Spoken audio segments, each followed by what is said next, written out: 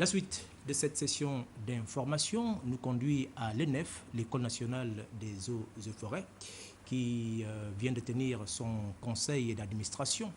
On y a notamment parlé autour du titulaire du portefeuille des eaux et forêts, le ministre Gabriel Nthiango, des questions relatives à la modernisation de l'établissement, mais aussi de sa délocalisation, ainsi que nous le font dire Ludwin Kavou et Yvette Kossa.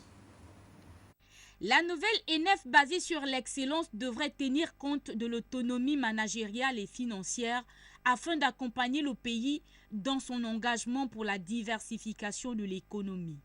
Voilà entre autres recommandations entérinées au cours de ce 6e conseil d'administration de l'ENEF qui a permis également à ses membres de passer en revue le bilan de l'année 2012-2013 ainsi que les questions liées à la réforme de l'école. Le conseil d'administration s'inscrit à un moment clé de cette école, ponctué par la finalisation des résultats issus du programme de modernisation de l'ENEF d'une part et de sa délocalisation programmée de Cap Esterias à Makopou. Je me réjouis de présider ce jour la 6e réunion du conseil d'administration de l'École nationale des eaux et forêts, dont la redynamisation et le repositionnement des missions avec les piliers du PSG doivent constituer la trame principale de vos préoccupations.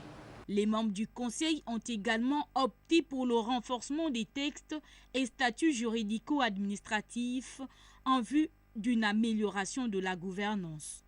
Le bilan 2012-2013 quant à lui, est satisfaisant. Malgré un certain nombre d'obstacles d'ordre structurel, d'ordre budgétaire, donc des contingences annuelles, les objectifs entre 2012 et 2013 l'ont été parce qu'il y a eu un management des finances. Ainsi adoptée, la réforme de l'ENEF va renforcer les politiques institutionnelles et pédagogiques de cet établissement supérieur transnational qui se veut leader dans son domaine.